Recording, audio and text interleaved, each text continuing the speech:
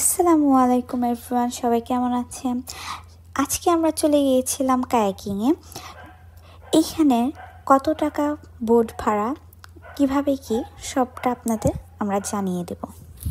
এটা এখন সবাই জানেন যে এখানে কীভাবে কি যেতে হয়, কিভাবে বোট ভাড়া, কারণ এখন এটা ভাইরাল জায়গা এক কথায়।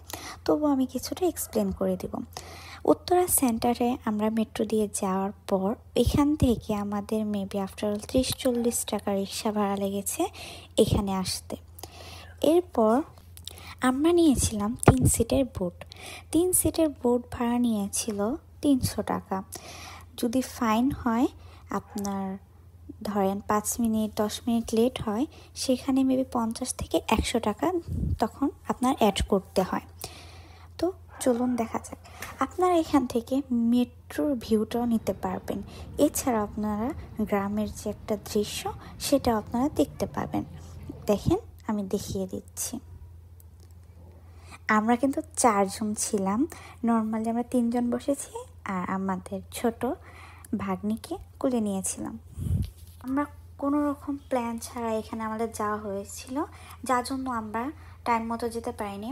আমরা 3টার আগেই চলে গিয়েছিলাম, যার জন্য ভাইরাল বেলুন আর কি, ওয়াটার বেলুন বলে হয়তোবা, ওইখানে আমরা যেতে পারিনি। ওইটা হয়তোবা 3টার দিকে আস্তে আস্তে খোলা শুরু করে, বিকাল দিকে হয়তো ওইটা ওপেন হয়ে যায়। আর বোট তো নৌকা, এটা হচ্ছে সবসময় ওপেন থাকে হয়তোবা। বোটে ওঠার পর লাইফ জ্যাকেটটা তারাই দিয়ে দেয়, আর অবশ্যই এটা ক্যারি করবেন। যেমন আমার মতো মানুষদের জন্য এটা খুবই সেফটি। যেমন আমিও কিন্তু সাঁতার জানি না, সো আমার জন্য এটা খুবই মোস্ট ইম্পর্ট্যান্ট। এমন সবার জন্য ইম্পর্ট্যান্ট, সো অবশ্যই এটা ক্যারি করার ট্রাই করবেন। আর এখানে গেলে অনেক এনজয় হবে। আরও যদি আপনাদের ডিটেলস লাগে, অবশ্যই আমাকে কমেন্ট করতে পারেন, আমি সব ডিটেলস জানিয়ে দেব। আমাদের আয়রা মনি কিন্তু এখানে অনেক এনজয় করেছে, ওর ফেস দেখলে আপনারা বুঝতে পারবেন। সো আজকের মতো এইটুকু আপনাদের সাথে আমার শেয়ার করা।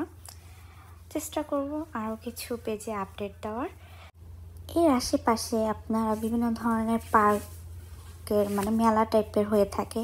তারপর হচ্ছে আপনারা ফুচকা খেতে পারবেন, ছোটোখাটো আপনার রেস্টুরেন্ট টাইপ আছে, এগুলো থেকে আপনারা খাওয়া দাওয়া করতে পারবেন। সো এইটুকুই, বাই বাই।